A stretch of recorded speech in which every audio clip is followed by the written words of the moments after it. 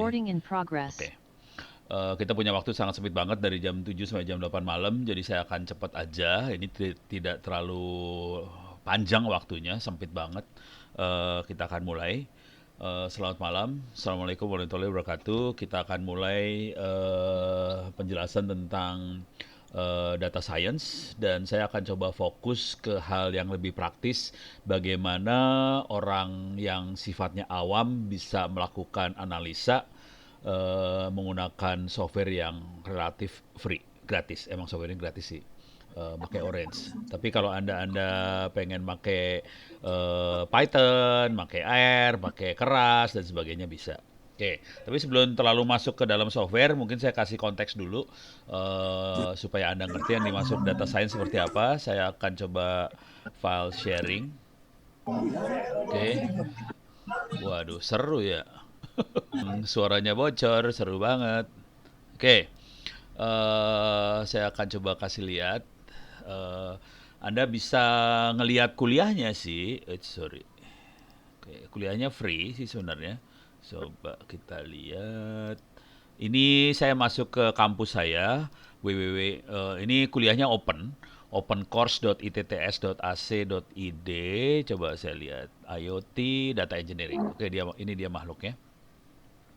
Jadi Anda bisa ngelihat contoh yang data science yang ada di opencourse.itts.ac.id. Cuma nanti teman-teman dari Bisa AI akan punya course yang lebih lengkap daripada saya, yang kebetulan Anda ikut. Ini sepintas aja tentang data engineering ini. Ini free, jadi Anda bisa pakai kuliah ini, dan kalau Anda bisa dapat nilai di atas 90 bisa dapat sertifikat free juga. Oke. Nah, ini materinya kira-kira bisa dilihat di sebelah kiri. Ini tentang konsep data science-nya, data mining itu seperti apa, contoh data mining, programming untuk proses data, visualisasi, model, evaluasi, unsupervised text mining, image analysis. Dan ini yang sebelah bagian yang ini semua pakai Orange. Oke, di sini akan pakai Orange. Ada network, time series, segala macam ini pakai Orange. Kemudian saya di kuliah yang sama, cuman saya nggak berani terlalu dalam karena mahasiswanya pada pingsan bagian yang ini. Ini pakai R juga ada. Oke. Sampai sini. Jadi file processing gimana? File processing artinya read write file, data segala macam, terus parsing data segala macam, ini file processing ya. Terus analisa regresi, machine learning, text processing, tidy text processing kalau pakai tidy text, kemudian Bayesian, kemudian time series, terus visualisasi pakai grafik. Ini pakai R. Oke, wah seru banget bocornya ya. Oke, itu R ada juga di sini. Kemudian di sini juga diajarin tentang Python. Oke, sampai sini jadi scraping web, processing data, NLTK buat natural language ya. Terus bagaimana ngambil data dari Twitter, kemudian visualisasi.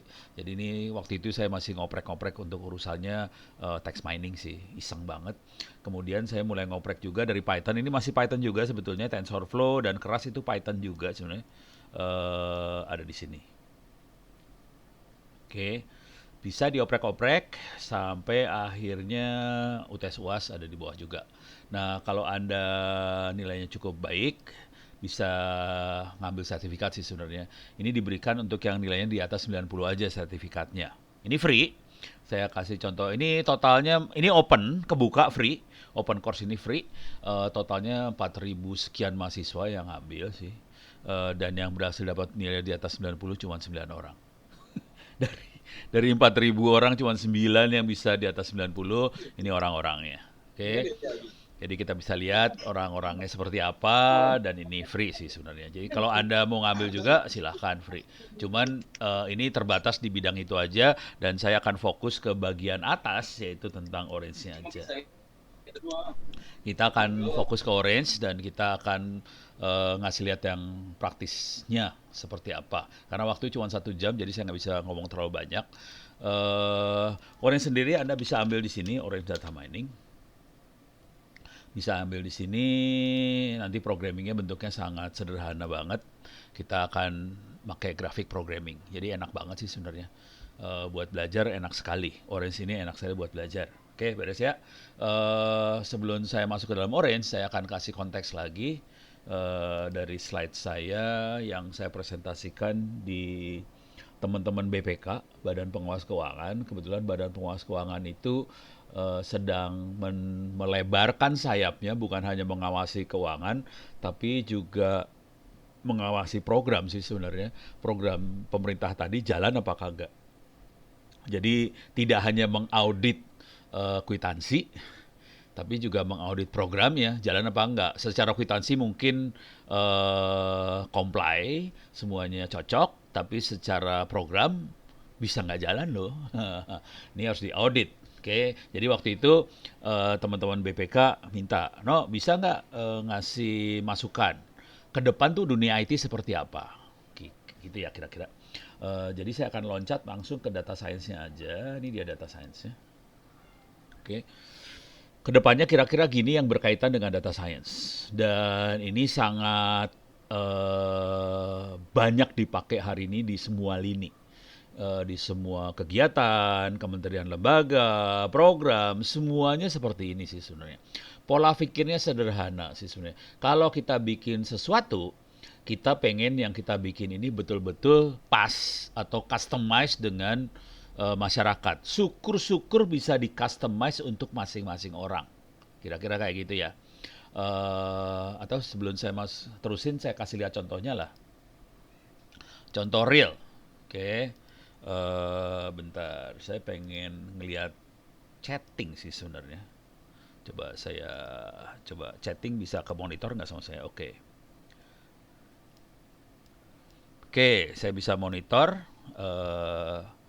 chattingan. Oke, nanti Anda tolong respons pakai chat ya. Oke, salah. Saya share screen lagi nih. Oke, saya share screen lagi sambil itu ada yang nanya itu suara siapa gitu. Tahu suara siapa? Suara salah satu peserta dah tadi. Untung sudah di mute, sekarang sudah beres urusannya. Oke, sekarang tolong nanti respons di chatting ya. Oke, sekarang misalnya kita lihat ini, Bukalapak. Ini bukan endorse, saya tidak ada hubungannya dengan Bukalapak, saya cuma salah satu orang yang suka beli barang di Bukalapak, soalnya banyak barang-barang yang enak seperti sambal oncom ada di Bukalapak. Oke. Eh, Nah, sekarang kita turun ke bawah sini ya, ke bawah di sini. Kalau Anda masuk ke toko-toko online, turun ke bawah, biasanya akan ada iklan. Nah, kayak gini. Rekomendasi buat kamu. Ini kelihatan banget, Ono orangnya elektronik banget ya. Iklannya urusannya kayak ginian. Kalau Anda suka beli yang lain, pasti urusannya yang lain.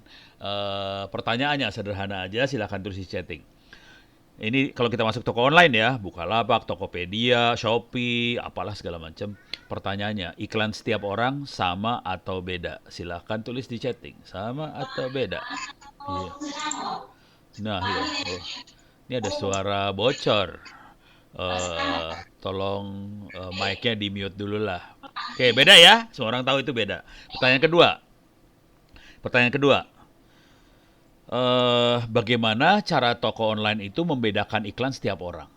Pakai cara apa dia membedakan tiap orang? Gitu. Tolong ditulis di chatting. Bagaimana caranya dia sampai bikin cluster? Oh, itu namanya klasifikasi. Dari data apa dia melakukan klasifikasi? Data apa yang diambil supaya bisa melakukan klasifikasi? Dengan seringnya pencarian yang dilakukan, jadi oke, ini benar juga. Jadi caranya filtering base, semuanya kira-kira klasifikasi. Data yang diambil adalah kalau disederhanakan kita semua tahu ya. Jadi toko online kemungkinan besar akan melakukan klasifikasi dari keyword apa yang sering kita pakai. Dari keyword-keyword itu dia melakukan klasifikasi. Oh, si Ono sukanya elektronik. Dari apa yang kita beli, kita pesan, dia melakukan klasifikasi juga. Jadi dia mengkelompokkan. Ono adalah manusia yang suka elektronik. Jadi bisa dari keyword yang dimasukkan, dari history keyword yang dimasukkan, dari history barang yang dibeli, dia melakukan klasifikasi. Beres ya? Udah kebayang kan? Kalau lebih gila lagi, misalnya bukan toko online ya, misalnya Facebook. Dari apa yang kita posting, dia bisa melakukan klasifikasi sih sebenarnya.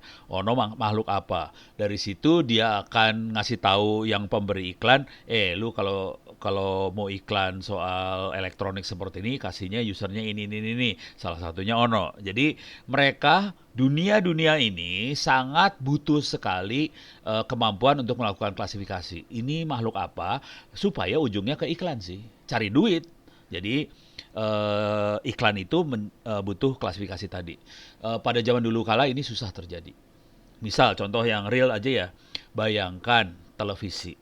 Susah loh televisi buat tahu yang orang yang nonton sukanya apa, susah loh setengah mati dia. Contoh yang lain koran. Koran juga sama, dia susah buat mendeteksi pembaca sukanya apa, susah. Akibatnya televisi dan koran akan kesulitan buat dagang iklan. Misalnya iklan apa, tolong masukin koran saya soalnya pembacanya suka. Nggak bisa dia ngomong kayak gitu. Tapi beda dengan toko online, Google, media sosial, mereka bisa bicara seperti itu. Proses klasifikasi itu pakai machine learning. Proses klasifikasi itu pakai artificial intelligence. Jadi yang Anda pelajari hari ini pakai machine learning dan sebagainya itu sebenarnya proses klasifikasi. Beres ya. Sekarang saya kasih lihat kemampuan yang lain dari dunia AI atau machine learning ini untuk melakukan prediksi. Oke, contoh. Saya akan masuk Google Maps. Oke, Maps google.com. Biasa aja, nggak ada yang istimewa, semua orang tahu Google Maps. Oke, kita lihat kemampuan dia melakukan klasifikasi ya. Paling gampang adalah kita lihat traffic. Traffic adalah klasifikasi, kita bisa lihat, bisa nggak saya kecilin? Sorry, Anda mungkin ngelihat ini ya, lobang, lobang lagi, kotak hitam, itu chatting lagi saya monitor sih. Oke, oke, chattingnya saya geser ya. Oke, ini Anda bisa ngelihat di Google Map, ada jalan yang warna hijau, ada yang warna hitam, merah gelap banget, merah, orange, segala macam. Itu menandakan jalan itu macet, lancar, agak lancar, dan sebagainya. Ini klasifikasi. Beres ya. Dan ini semua pertanyaannya tolong jawab di chatting. Pertanyaannya kira-kira gini. Bagaimana caranya si Google tahu bahwa jalannya macet? Dari mana dia tahu jalan macet? Dan ini data beneran loh. Macet-macet beneran, hati-hati. Ini kelihatan dari daerah Kelapa Gading sampai ke Bogor, macet. Pertanyaannya gimana taunya Google tahu bahwa jalannya macet? Pakai apa coba? Ayo, silahkan ditulis di chatting. Ini penting loh ini. Dari data yang terekam pada kamera lampu merah, hehehe, salah. Silahkan tulis di chatting. Gimana cara Google tahu bahwa jalannya macet? Nggak ada yang tahu. GPS, pergerakan smartphone itu yang benar dari Arif Musyafa. Mbak Lita Sari Mukhlis akses HP dengan GPS smartphone. Jadi kisahnya adalah, kalau Anda perhatikan tadi waktu saya ngobrolin soal toko online melakukan mata-mata terhadap apa yang kita lakukan. Sekarang Google juga melakukan mata-mata terhadap handphone. Ini ada yang nanya, tadi gimana caranya supaya ambil sertifikat di webnya Open Course, langsung di open account bisa? Ini saya jawab dulu bentar ya, urusan ngambil sertifikat. Sorry, saya kecilin dulu dikit. Oke, sertifikat mana tadi? Oh sorry, salah di sini kali. Data engineering. Data engineering. Oke. Saya akan ngasih lihat cara ngambil sertifikat, gampang banget sih, turun ke bawah. Tapi Anda nilainya harus di atas 90 dulu ya. Turun ke bawah sini. Ini ada bagian bawah ada sertifikat. Oke, ke bawahin dulu. Ini tinggal diklik aja. Jadi kalau Anda masuk dalam daftar ini ada download sih. Udah, cuma gitu doang. Download sertifikat. Nih, beres, dapat. Beres ya, cuma gitu doang. Nanti silahkan dipakailah buat cari kerja kayak kalau apa. Itu sertifikat gratis. Oke, sekarang balik lagi urusan Google Map. Oke, jadi handphone, mudah-mudahan Anda semua tidak sakit hati. Tadi di toko online melakukan mata-mata terhadap perilaku kita. Dengan cara itu dia bisa melakukan klasifikasi. Oke, jadi prosesnya selalu mata-mata loh, hati-hati. Di Google Map juga sama, handphone kita lapor ke Google, posisinya ada di mana, jangan khawatir. Kenapa handphonenya lapor ke Google? Soalnya handphonenya Android. Android yang bikin adalah Google ya. Dan waktu kita pakai handphone Android, kita masukin account Gmail. Udah gitu, karena kita pakai Android buatan Google, masukin pakai account Gmail, handphonenya lapor ke Google, posisinya ada di mana, dan akibatnya dia bisa tahu mana yang macet. Mata-mata lagi, kalau nggak percaya saya akan masuk ke sini, your timeline, kita bisa lihat bagaimana Google melakukan mata-mata kegiatan saya. Oke, ini dia lagi download. Ini dia ngelihat posisi handphone saya selama dari tahun 2009 sampai 2021. Jadi sekitar 12 tahun. Dia memata-matai handphone saya. Kalau semisal semua orang pakai iOS, maka pada saat Google Maps, si Google akan prediksi jalannya tidak macet ya. Kalau semua orang pakai iOS, sayang sekali iOS bukan sistem operasi yang favorit di dunia. Yang favorit adalah Android, minta maaf. Oke, ini dia bisa tahu ada di mana saya selama bertahun-tahun itu, dan yang paling ini sedikit ngasih tahu aja. Google juga monitoring saya berenang sama ikan hiu di tengah laut ini. Ini bohong. Ini saya ngasih lihat bagaimana kita melakukan hacking terhadap data. Oke, jadi gampang sih ngehacknya. Tinggal tipuin aja Google-nya. Bisa ditipu sih. Tapi yang penting dari data itu dia bisa ngelihat nih sebenarnya. Nih misalnya ini ya. Ini misalnya tanggal 22 Oktober kemarin saya perjalanan dari Kasepuhan Ciptagelar, sebuah desa di dekat Sukabumi ke Jakarta. Kelihatan banget. Saya bisa lihat lagi di sini. Saya jalan kemana? Saya bisa lihat lagi di sini. Saya di mana? Google melihat itu semua. Dan jadi Google nyatat selama 9 tahun saya kemana aja, dan dari catatan itu dia bisa melakukan prediksi. Coba kita lihat kemampuan dia melakukan prediksi. Oke, paling gampang kita lihat perjalanan Bogor Jakarta lah paling gampang ya. Bogor ke Jakarta. Bogor ke Jakarta. Iyalah, kenapa lokasi saya ada di Bogor? Soalnya jangan Bogor. Jangan Bogor. Tangerang. Kejauhan Bogor mah. Ngapain lah. Jakarta. Tangerang, Jakarta. Paling gampang itu ya. Oke. Ini saya geser ke sini biar nggak terlalu ganggu. Oke. Ini kelihatan. Kalau sekarang dia nyaraninnya dari Tangerang ke Jakarta lewat airport ya, masuk ke Jakarta. Tapi di sini lancar juga sih sekarang dari Tangerang ke Jakarta. Kalau dibalik macet ya, hati-hati. Sekarang saya akan lihat kalau kita depart 7.20 pagi. Ini PM malam ya, saya pindahin ke pagi lah biar kelihatan. Saya pengen lihat jalur macetnya sih soalnya, biar kelihatan efeknya. Oke, 7.20 pagi. Oke. Dia menyarankan lewat airport buat ke Jakarta, ke rumah saya. Ini kelihatan rumah saya ada di mana ya. Oke, kelihatan macet ya. Kalau lewat jalur ke Kebon Siri, macet. Kebon Siri lagi, salah, maaf. Kebon Jeruk, macet ya. Tolong perhatikan macetnya baik-baik. Kalau ini kejadiannya tadi pagi jam 7.20. Ini hari Senin jam 7.20. Coba tolong lihat warna merahnya, tolong lihat baik-baik warna merahnya. Coba kita ganti ke hari Selasa tanggal 26. Belum kejadian. Tanggal 26 Oktober belum. Hari ini masih tanggal 25. Kita lihat ke hari Selasa ya, tanggal 26. Macetnya berubah ya. Perhatiin macetnya berubah loh. Kita lihat hari Rabu, tolong lihat macetnya. Hari Rabu ya, tolong lihat macetnya. Berubah loh macetnya. Belum kejadian. Google melakukan operasi dukun. Jangan khawatir, ini dukun karena dia melakukan tebak-tebak. Ini hari Kamis. Tolong lihat macetnya, berubah lagi. Tolong lihat hari Jumat, macetnya tolong dilihat lagi, berubah lagi. Tolong lihat hari Sabtu, minggu depan, tanggal 30. Tolong lihat macetnya, kosong, tidak macet. Hari Minggu, kosong juga sih, hari Minggu udah pasti kosong. Coba lihat lagi ke sini, kosong. Oke, jadi kemampuan yang lain adalah dia melakukan prediksi. Tadi klasifikasi udah kita lihat, dia bisa juga melakukan prediksi. Gitu ya.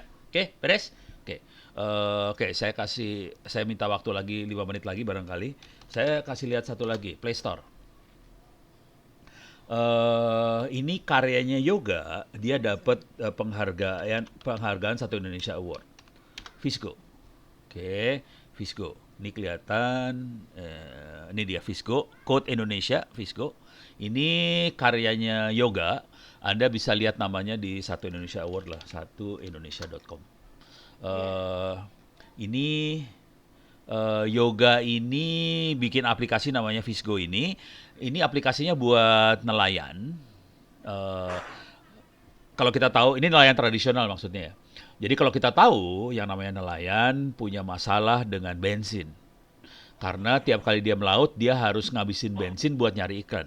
Nah, si Yoga ini, dia bikin aplikasi supaya nelayannya tidak usah nyari ikan. Jadi aplikasi ini ngasih tahu, nelayan hari ini ikan ada di sini posisinya.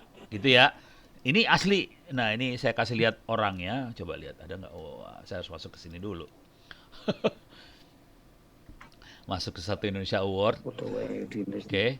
Eh, jadi dia bisa ngasih tahu ke nelayan posisikan di mana hari ini. Oke. Dengan cara itu si nelayan tidak perlu buang-buang bensin segala macam, dia bisa langsung cari ikannya ada di mana. Oke. Yoga tuh ini dia, bentar. Oh, ini juri-jurinya, ada Pak Emil Salim, Pak Fasli, Bu Puni, ada Ono dan sebagainya. Nah, Yoga tuh yang ini. Oke. Dia melacak ikan berbasis navigasi. Oke, sekarang pertanyaan buat Anda semua. Oke, silakan tulis di chat. Bagaimana caranya Visgo bisa tahu ikannya ada di mana? Silakan tulis di chatting. Kalau Anda jagoan bisa nebak. Gimana caranya Visgo tahu ikannya ada di situ? Dan dia aplikasinya khusus buat Bali ya. Sekarang ini masih Bali doang. Oke. Dari perkiraan cuaca hampir betul. Klasifikasi berdasarkan cuaca hampir betul. Oke, saya jawab singkat dulu ya. Jawabannya iya, hampir betul cuaca. Jawaban yang benarnya sebenarnya dari suhu sama arus laut. Yoga berlayar tiap hari? Enggak. Gila banget. Nah, yang benar ini Mas Hendro Hadi dari Data NOAA. Bener. NOAA tapi NOAA ya, bukan NOOA, bukan NOAA. Jadi benar NOAA-nya. Jadi benar sekali. NOAA adalah kayak kalau di Indonesia namanya BMKG barangkali, di sana namanya NOAA dan NOAA punya satelit. Oke. Ini satelitnya saya kasih lihat aja. Ini satelitnya NOAA, dia ngambil data sea temperature, sea surface temperature seluruh dunia. Setiap hari diambil datanya selama beberapa tahun terakhir. Jadi NOAA punya data arus laut sama suhu laut setiap hari selama beberapa tahun. Data ini dibebasin. Yoga ngambil data ini, dengan data ini dia tahu suhu dan arus pada tanggal besok misalnya, dan kemudian dari dua data tadi dia bisa memperkirakan ikan tuna ada di mana. Gitu ya. Jadi ini data science bisa sampai kayak gini sih sebenarnya. Beres ya? Oke. Nah, sekarang saya ngasih lihat cara programmingnya. Tadi ceritanya ini dulu lah sebelum programming. Jadi kelihatan banget kita butuh data dari masyarakat, dari apa segala macam. Kita butuh sensor, mata-mata dan sebagainya. Ada IoT, Internet of Things, bisa web, bisa apa segala macam aplikasi. Kalau web tuh kayak toko online, dia pakai web sebagai sensornya. Semua data dimasukin ke big data. Kemudian kita menjalankan aplikasi machine learning, deep learning oleh data science, dan Anda data science-nya, dan outputnya ada dua, forecasting atau dukun dan klasifikasi. Oke, klasifikasi. Dan data itu dikasihkan ke presiden, direktur, manajer, pimpinan dan sebagainya. Tujuannya apa? Untuk supaya kita bisa bikin program yang betul-betul customize buat customer kita, bisa bikin personalisasi, bisa bikin program yang benar-benar personal. Siapa butuh apa, personal banget. Jadi personalisasi jadi sangat penting ke depan karena kita betul-betul bisa profiling seseorang itu siapa, sukanya apa segala macam, programnya betul-betul disesuaikan sama dia. Jadi kira-kira ujungnya seperti itu. Nah, sekarang kita akan masuk ke urusan Orange. Orange tadi, Orange Data Mining Anda bisa download. Jadi jangan cepet-cepet banget ya. Masukin kata kuncinya Orange Data Mining, nanti bisa masuk ke orangedataMining.com, bisa masuk ke download, ada buat Windows, macOS, ada Linux. Saya kebetulan makanya Linux, tapi tampilannya sebenarnya nggak beda sih antara Windows, macOS, Linux sama aja tampilannya, dan cara pakainya juga sama. Yang penting bukan itu sih, yang penting logika berpikirnya kita. Oke. Saya akan jalanin Orange-nya. Orange-nya akan saya jalanin. Saya pakai Linux ya, minta maaf nih pakai Linux. Kalau Anda pakai Windows segala macam ya tampilannya nggak beda jauh sih, sama aja. Oke. Wah, seru ya. Bisa bocor ya. Oke. Oke, ini Orange-nya udah mulai jalan. Buat Anda yang pertama kali menjalankan Orange, di sini ada example. Jadi paling gampang tolong diklik example. Di sini banyak aplikasi buat contoh-contohnya sih. Buat main-main macam-macam. Termasuk di sini ada text prediction, auto prediction, model evaluasi dari teks, hierarchical clustering dari teks, segala macam lah. Macam-macam sampai kompleks. Saya perlu kasih catatan dulu. Ini saya tutup aja. Nah, ini bagian yang ini dulu. Buat Anda yang install Orange, seringkali orang pada nanya ke saya, Wono, kok beda Orange saya sama Pak Ono gitu ya? Di saya ada image analytics, ada taxable, text mining, network, geo, dan sebagainya. Biasanya kalau kita install Orange kosongan, yang kita dapat cuman ini loh, data, visualisasi, model, evaluate, unsupervised, titik habis. Yang lain nggak ada. Supaya yang lain ada, caranya masuk option, masuk add-ons. Jadi option add-ons kita bisa nambahin aplikasi tambahan di add-ons. Kalau kita perhatikan, saya nggak install semua add-ons. Saya install yang butuh aja, secukupnya buat saya ngasih demo sih. Pengalaman kalau saya install semuanya suka rewel kadang-kadang. Jadi kadang-kadang Orange-nya crash. Jadi supaya aman, saya install sebagian aja. Beres ya? Oke, sekarang saya akan kasih lihat yang sederhana dulu. Datanya saya akan dia Orange punya banyak dataset. Oke, dia inisialisasi dulu. Ini ada dataset banyak sekali di Orange ini. Ini banyak sekali. Coba saya baca, ini ada banking marketing, itu untuk pemasaran bank, ada breast cancer, kanker payudara, ada evaluasi mobil, apa segala macam. Oke, ini banyak sekali contoh data yang bisa kita pakai main. Gitu ya.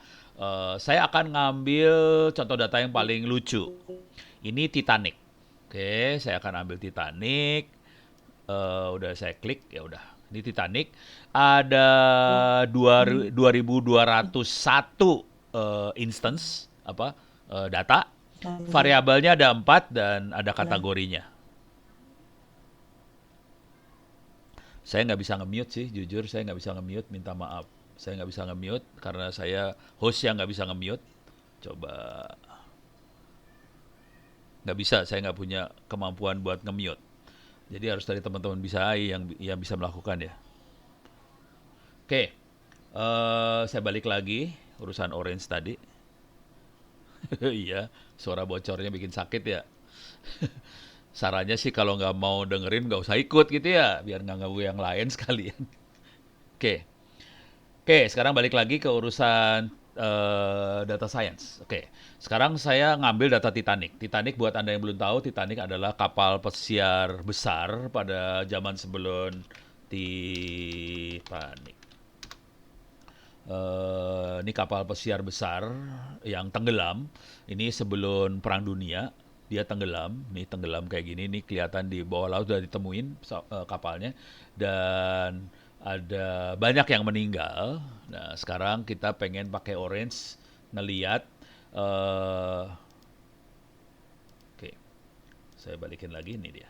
Oke, saya pengen pakai Orange ngeliat bagaimana malaikat pencabut nyawa mengambil keputusan. Horor ya. Saya ulang kalimatnya. Bagaimana cara malaikat pencabut nyawa mengambil keputusan bahwa dia harus mati, dia harus hidup. Keren kan? Saya kasih lihat dulu datanya. Ini datanya saya kasih lihat dulu. Ini kita programming loh ini. Ini namanya programming, saudara-saudara. Jadi ini datasetnya, saya pengen lihat datanya seperti apa sih. Saya cuma nyambungin aja udah. Nah, kita lihat datanya bentuk file Excel, kita lihat survive artinya mati atau hidup ya. Kalau yes dia hidup, statusnya dia apa? Penumpang kelas 1 atau penumpang kelas 2, kelas 3 atau crew. Ini ada first, ada second, ada third, ada crew. Jadi ada 4 status. Nama udah dihilangin, umur benernya dihilangin, cuman ada dewasa atau anak-anak nih. Jadi age cuma 2, adult atau child. Mana tadi? Perasaan lihat child deh. Adalah child coba. Susah banget sih. Ini ada child ya. Terus laki sama perempuan. Udah cuman itu aja informasinya. Jadi informasinya cuman kelas 1, kelas 2, kelas 3, kru, dewasa anak, perempuan laki. Nah, kita pengen tahu bagaimana caranya malaikat pencabut nyawa melakukan keputusan. Kalau Anda laki, bakal hidup atau mati. Kalau Anda perempuan, bakal hidup atau mati. Kalau Anda dewasa atau anak, bakal hidup atau mati. Kalau Anda kelas 1, 2, 3, ada urusan sama mati hidup kagak? Kalau buat kita, orang awam mikirnya semua akan sama rata. Nih, kita lihat, kita buktikan. Benar-benar sama rata apa kagak? Gitu ya. Nah, ini kita remove. Oke. Sekarang kita pengen lihat algoritma mana yang paling cocok untuk melakukan analisa. Jadi pakai model, kita ada berapa algoritma, tree, random forest, ada ini buat klasifikasi ya, kita melakukan klasifikasi. Anda hidup atau mati kan klasifikasi urusannya sama logistic regression. Oke, kita pengen ngetes algoritma mana yang paling baik. Kita pakai evaluasi, test and score. Dataset kirim ke test and score, algoritma kirim ke test and score. Jadi caranya ngetes cuma gitu doang. Oke. Dah. Sekarang kita lihat hasilnya. Ini ada 3 algoritma. Kita bisa nambah-nambahin, cuma jadi lama prosesnya. Saya akan cuma 3 aja. Tree, random forest, logistic regression. Kalau enggak, saya tambahin satu lagi lah, Bayesian. Biar rada seru dikit. Ini ada naive Bayesian. Ini buat klasifikasi juga. Oke. Kita ada 4 algoritma sekarang. Kita lihat efeknya.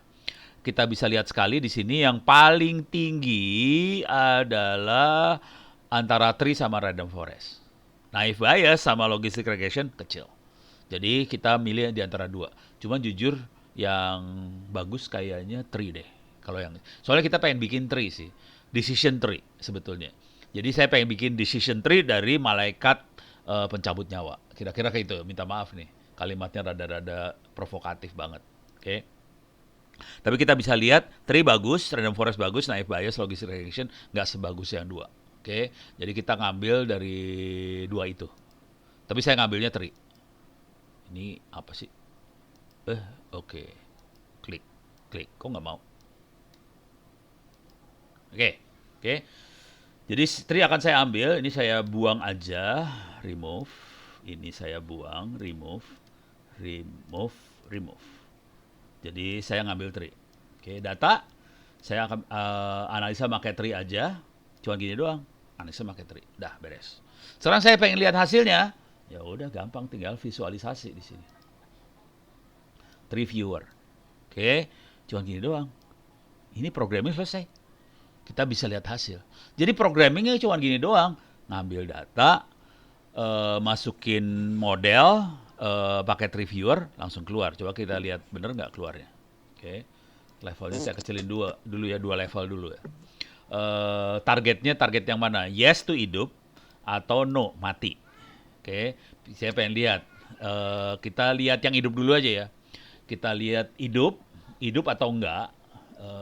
Dan kita lihat ini, kita bisa lihat malaikat dari hasil data yang 2201 tadi, setelah dimasukin ke tree, model tree, kita bisa lihat bahwa hidup atau matinya seseorang pertama kali ditentukan dari mirip sama Rapid Miner, ya benar. Cuman yang ini free juga sih. Jadi saya kalau ngelihatnya ini free, bukan masalah Rapid Miner di sini free dan open source. Oke, jadi yang menentukan mati hidup seseorang adalah kita ngelihatnya dari ininya, jenis kelamin. Jadi ternyata kalau Anda perempuan masuk kapal seperti Titanic yang akan nantinya tenggelam, kalau Anda perempuan 73% kemungkinan Anda akan hidup. Kalau Anda laki-laki, kemungkinan besar 80% kemungkinan Anda akan mati. Laki-laki. Sadis ya. Jadi kalau lu naik kapal dan kapalnya akan tenggelam, sebaiknya pakai pura-pura jadi perempuan karena probabilitas hidupnya tinggi. Beres ya? Sekarang kita naikin lagi ke level selanjutnya. Nah, sekarang dari yang hidup perempuan ini ternyata kalau Anda kru atau kelas 1 atau kelas 2, 92% akan hidup. 92,7% akan hidup. Dari 72% ini ya, 92,7% akan hidup, sementara hanya 50%-an perempuan kelas 3 yang akan hidup. Oke, sekarang kalau kita lihat laki-laki. Laki-laki, kalau kita lihat, kalau beda, kalau perempuan dia akan langsung melihat kelas. Kru kelas 1, kelas 2 atau kelas ekonomi. Kalau laki-laki yang pertama dilihat setelah laki-laki yang dilihat adalah Anda anak atau dewasa. Kalau dewasa, kalau dewasa kemungkinan besar Anda akan mati. Kalau dewasa. Kalau anak-anak kemungkinan besar kemungkinan akan hidup. Kalau anak laki-laki ya, 50% anak laki-laki akan hidup. Coba kita lihat lagi ke level yang selanjutnya. Oke. Ups, sorry. Ini kelihatan bahwa anak-anak kelas 1 dan kelas 2 hidup semua. Anak kelas 3 hanya 20% yang hidup, 80% anak kelas 3 mati. Jadi ini kita bisa lihat lagi. Ini namanya decision tree ya. Jadi bagaimana kita mengambil keputusan. Siapa yang hidup, siapa yang mati. Beres? Oke. Sekarang kita ganti lagi prosesnya. Algoritma masih sama. Algoritmanya sama aja, kita ganti data. Jadi datanya kita ganti. Bentar. Oke, ini breast cancer. Breast cancer teh bahasa Indonesianya apa sih? Kanker payudara. Oke, biasanya perempuan yang dapat, laki-laki jarang yang dapat breast cancer, tapi katanya sih ada laki-laki yang kena breast cancer ada. Oke. Sampelnya ada 4.119 sampel, ada 20 Wah, ini mah susah. Jangan ini. Susah. Yang ini aja deh, breast cancer yang ini lebih gampang kalau nggak salah. Cuman sampelnya ada 286, variabelnya ada 10. Oke. Kita lihat datanya dulu ya. Kita lihat datanya seperti apa. Datanya seperti ini nih. Oke. Kita lihat datanya. Nih datanya terjadi apa enggak? Ini saya bukan ke dokter jadi saya bisa salah ya. Ada recurrence, ada no recurrence. Terjadi apa enggak sama recurrence terjadi, no recurrence enggak terjadi. Kira-kira kayak gitulah. Terus ada umur antara 30 sampai 39, 40 49, menopause atau tidak menopause, GE 40 atau greater equal 40 kayaknya. Less than LT 40, less than 40. Ini ada tumor size-nya. Ada lymph node nggak tahu apaan, node caps kagak tahu apaan, degree malik itu tingkat keganasan si kanker. Kayak kemarin saya ngobrol sama dokter, ini artinya keganasan kanker ya, level 1, 2, 3 gitu, no. Ya saya juga bukan dokter, tengarti orang mah. Terus ada breastnya, breast kiri atau kanan. Terus kalau kita bikin kuadran itu kiri atas, kanan bawah, apa segala macam, kuadran yang mana. Pernah dapat radiasi apa enggak. Jadi datanya kira-kira seperti ini, nama dihilangin, alamat dihilangin, nomor telepon dihilangin. Semuanya hilang, jadi cuma data seperti ini. Coba kita lihat sekarang dengan data seperti ini. Kalau ada breast cancer ini, saya masukin ke level 2 lagi ya. Oke. Apa yang menyebabkan kanker ini terjadi apa enggak? Ternyata yang paling utama adalah tingkat keganasan. Jadi 93% yang akan menentukan tingkat keganasan ketiga atau 1-2. Di 1-2 itu yang akan menentukan adalah tumor size, yang ketiga adalah lymph node. Tengarti naon ieu teh lymph node. Saya harus cari di Google. Minta maaf, saya nggak ngerti ini apa lymph node, harus cari di Google ya. Nanti kita lihat lagi di level 3 apa segala macam. Bisa dilihat lah. Cuman orang nggak berani bahas, soalnya saya bukan dokter, jadi saya bagian sini blow on sih sudah. Tapi ini harus dokter yang baca. Tapi kemarin waktu saya jelasin kayak gini, dokternya senyum-senyum aja. Iya, bener siapa kata Luno. Iya, keren. Walaupun gua nggak ngerti apa yang gua omongin. Kira-kira kayak gitu dah. Tapi dari data ini kita bisa ngelihat bagaimana apa yang menjadi penyebab utama, kedua utama, ketiga utama, kira-kira gitu. Dari situ kita bisa melakukan ini terutama buat kesehatan masyarakat ya. Jadi kalau kita ngasih tahu pada masyarakat, kita bisa ngasih tahu kayak gini-gini supaya lebih sehat. Kira-kira kayak gitu ya. Nah, sekarang kita ganti data lagi. Keren kan? Ganti data aja. Cara evaluasi. Bagaimana kita mengevaluasi pembelian mobil. Variabelnya ada 6. Contohnya ada 1.728 mobil. Oke. Oke, kita lihat datanya seperti ini. Ada ACC berarti nggak jadi beli. Kalau ACC jadi beli. Jadi kelasnya cuma 2, jadi beli atau nggak jadi beli. Kemungkinan buyingnya very high. Ini harga jual kali ya. Harganya tinggi banget. Ada yang high, medium, sama low. Itu harga. Ini biaya maintenance very high, segala macam. Door 2, 3, 4, 5, 6 pintu. Person jumlah orang 2, 4 banyak. Lugboot adalah bagasi. Tempat bagasinya kecil, besar, medium. Safety, keamanan, low, medium, high. Kira-kira gitu ya. Jadi kita pengen tahu, kalau pembeli pengen beli mobil, bagaimana cara menentukan variabel dataset, Pak? Jadi yang ini namanya klasifikasi. Yang ini klasifikasi. Kalau ini sih variabel biasa aja sih. Yang ini variabel biasa aja. Ini yang kita harus pinter. Mana yang jadi variabel klasifikasi. Jadi jadi beli sama nggak jadi beli itu jadi klasifikasi sih sebenarnya. Karena itu yang jadi penting. Yang lain adalah variabel untuk yang kita pengen cari. Ini waktu orang beli dasarnya apa? Kira-kira kayak gitu. Jadi ini harus banyak latihan sih. Tapi yang ini yang kita lihat di depan ini namanya supervised learning. Jadi klasifikasinya udah ditentukan sama kita. Kalau yang lebih keren adalah yang unsupervised learning. Jadi klasifikasi dari tadi kita klasifikasinya nanti udah data ya. Jadi datanya dari data yang ada kita nentuin variabel ini jadi classifiernya. Jadi yang akan menjadi klasifikasinya. Oke, itu supervised learning tuh.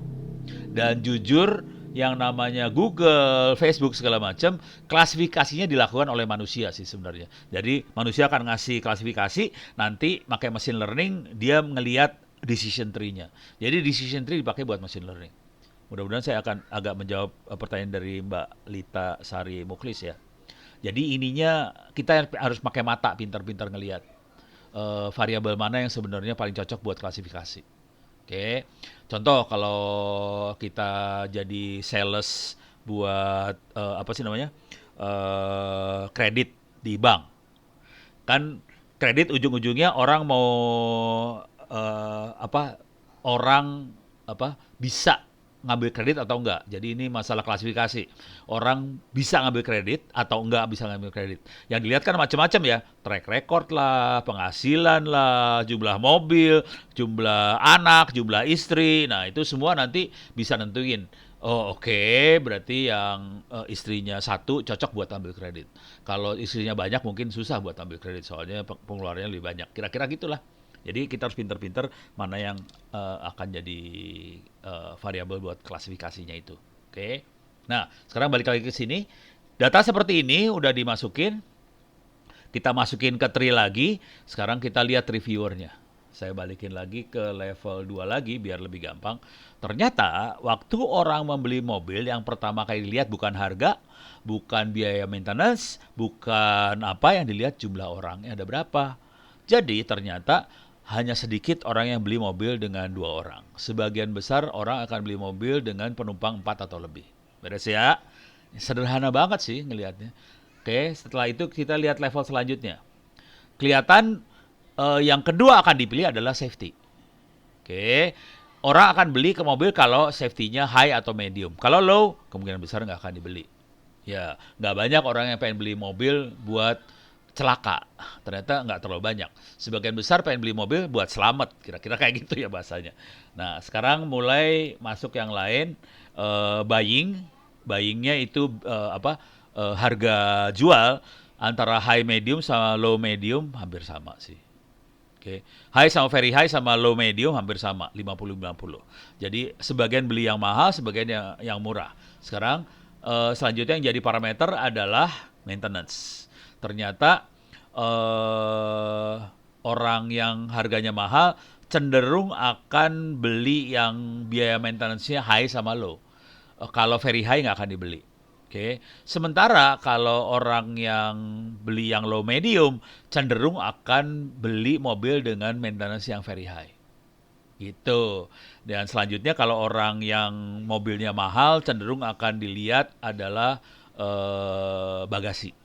Kalau orang yang beli murah yang dilihat selanjutnya adalah safety. Gitu. Jadi bisa kelihatan dari sini pola pengambilan keputusan seperti apa. Beres ya? Padahal datanya cuma gitu doang sih. Nah, ini yang menariknya gini ya. Jadi kalau Anda mainan data, sebaiknya kumpulin tuh data, kemudian coba dianalisa dan nanti kita bisa lihat perilaku sih. Dan data itu banyak loh.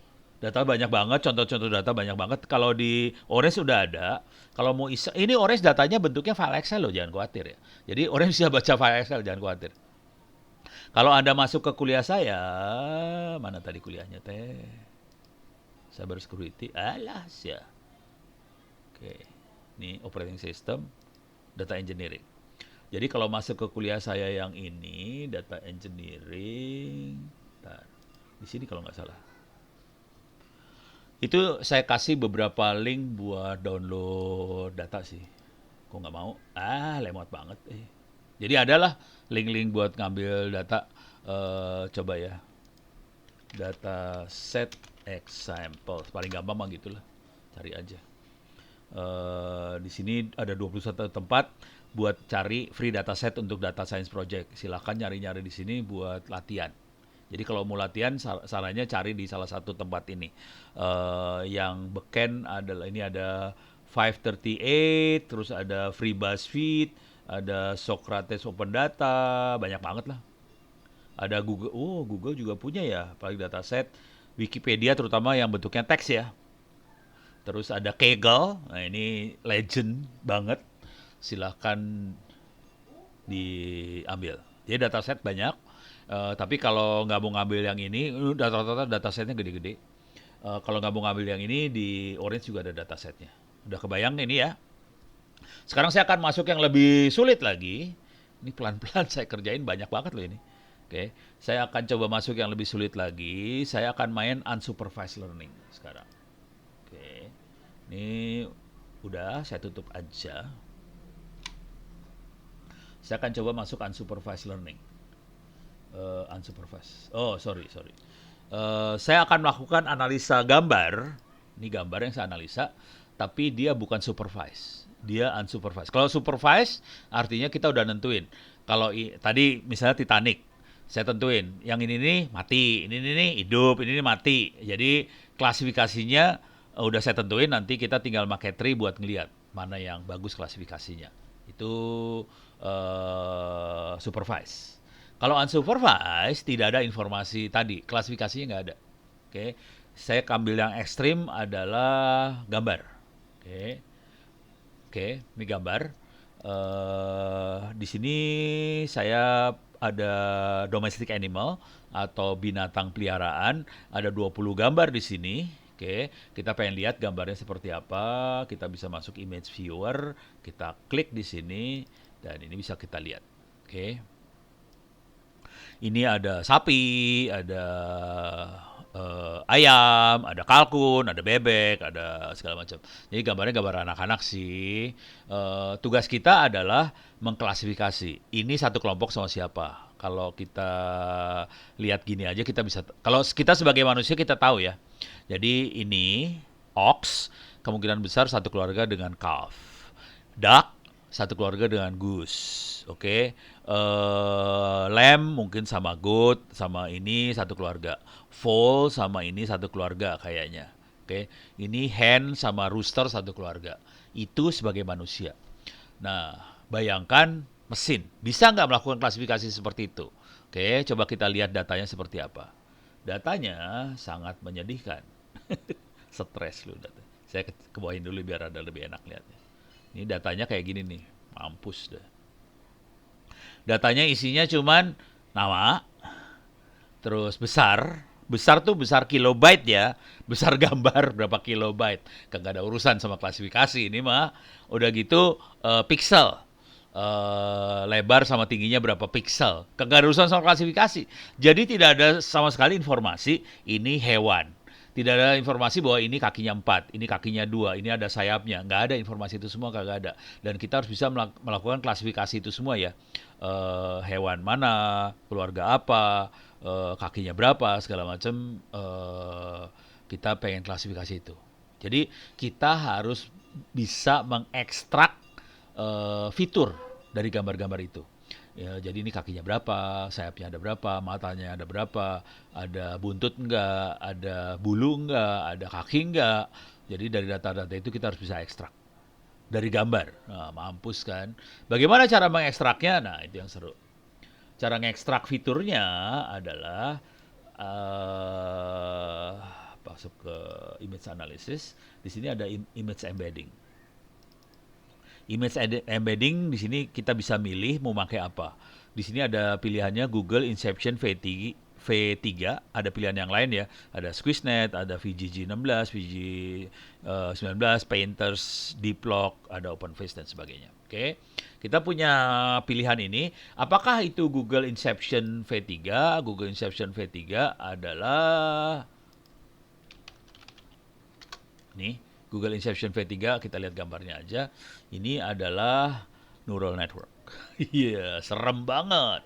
Neural network, dan kalau Anda belajar yang namanya machine learning, deep learning, kita mainnya neural network. Ini neural networknya horor karena lapisannya banyak banget. Berlapis-lapis. Jadi kalau kita belajar biasanya lapisannya paling 3-4 lapis. Ini lapisannya banyak banget.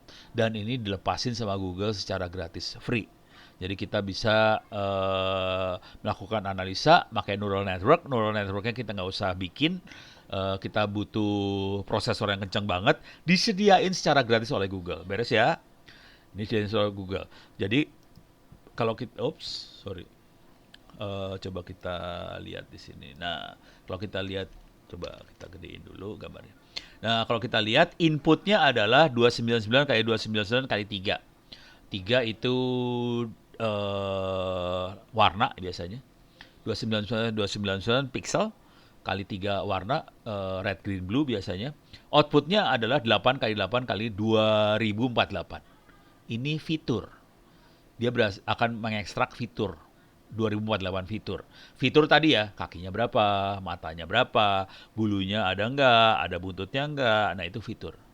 Cuman fitur di sini ya fitur karangannya dia ya. Oke. Nah, sekarang kita lihat. Nih. Oke. Saya akan kirim ke Google. Cara ngirimnya cuma gini doang. Ini tarik, tempel, dikirim ke Google. Udah, selesai. Dikirim ke Google. Cuma gitu aja cara ngirim ke Google, gelo. Sekarang kita lihat efeknya. Kita lihat data table lagi kayak gimana. Oke. Ini buat ngingetin aja, data asli seperti ini ya. Cuman ada image name, size, width, height. Dah, tutup. Sekarang keluarin di sini. Keluar, fiturnya banyak banget. Ini fiturnya banyak banget nih. Sampai 2047 karena dia mulainya dari 0. Kalau dia mulai dari 1 jadi 2048. Oke, ini fitur-fiturnya. Oke, sekarang saya kasih lihat cara berpikirnya. Jadi cara berpikirnya adalah kita dalam proses pengelompokan unsupervised learning, kita ngelihat jarak antar fitur. Jadi misalnya ini nih, calf sama lamb. Di fitur N0 dia angkanya 0,218, 0,214. Jadi ini deket nih. Antara calf sama lamb tuh deket. Oke, terus coba lihat di sini, ada yang deket lagi. Nah, ini deket nih. 0,111 sama 0,107. Ini antara goat sama milka. Ini deket lagi. Terus lihat lagi. Jadi kita harus ngelihat satu-satu. Dari 2048 fitur, kita lihat satu-satu mana deket sama siapa. Tapi kan 2048, tewas lu ngelihat fitur 2048, mampus aja ngelihatnya. Jadi karena kita bukan komputer, kita nggak mungkin ngelihat kayak gituan. Supaya kita gampang ngelihatnya, gampang banget sih sebenarnya. Kebetulan di supervised learning ada yang namanya distance buat ngukur jarak antar fitur tadi. Ya tinggal sambungin aja, jebret, selesai. Dia suruh ngitung 2048 mana yang dekat segala macam.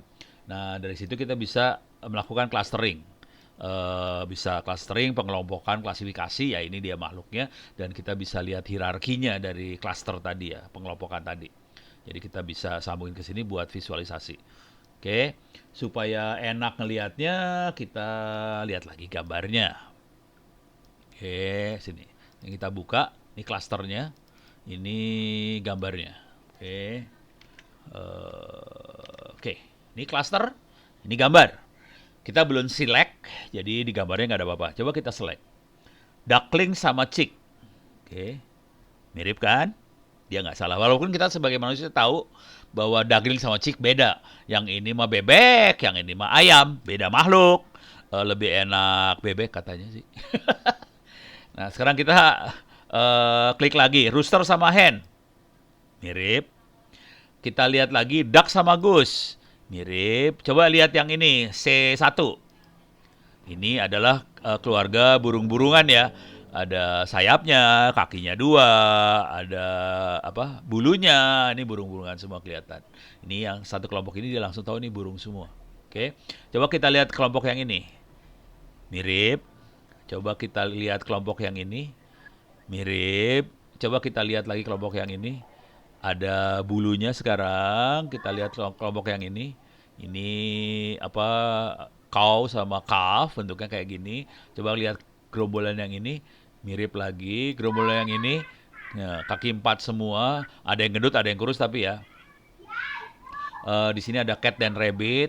Nah, kita bisa lihat ini kelompok kaki 4, ini kelompok burung, ini ada sendiri, cat sama rabbit. Ini adalah kelompok hewan lucu misalnya. Ya udah, dapatlah kelompoknya. Gitu. Beres ya. Jadi teknik pengelompokannya dilakukan oleh komputer. Ya kalau ini unsupervised learning. Jadi caranya cuma sesederhana ini, cara-caranya gampang. Yang seru adalah kalau kita pengen ngelompokin teks. Lebih seru lagi kalau teks. Mungkin saya cerita aja di sini soalnya kalau saya run beneran jadi panjang lama dan komputernya cenderung akan hang. Saya akan ngasih lihat teks di sini. Saya kebetulan tadi Anda bisa ngelihat saya adalah juri di Satu Indonesia Award. Saya jurinya, salah satu jurinya. Dan kalau kita masukin award, kita mengusulkan seseorang untuk dapat award, kita biasanya masukin formulir, bentuknya teks. Nah, ini saya akan ngasih lihat, hari ini udah 11 tahun, jadi banyak sekali teks-teksnya, dan kita punya nilai. Jadi nilainya dari Pak Emil Salim, Bu Nila Muluk, bekas-bekas menteri, ada Pak Fasli, bekas wakil menteri, ada Bu Tri Mumpuni, itu aktivis juga. Saya orang biasa. Sekarang saya kasih lihat nilainya. Ini bayangin, saya jadi punya nilai sih sebenarnya. Jadi saya ngobrol sama anak-anak, minta dong datanya sama nilai-nilainya. Ini adalah orangnya segala macam, tapi yang penting bukan itu, yang penting adalah kata-katanya di sini. Ini ada kata-katanya. Ini kata-katanya panjang ya, tapi dimasukin file Excel. Kemudian di sini, di sini nggak ada angkanya nih. Ada yang ada angkanya nih sebenarnya. Bentar. Ada yang ada angkanya ya.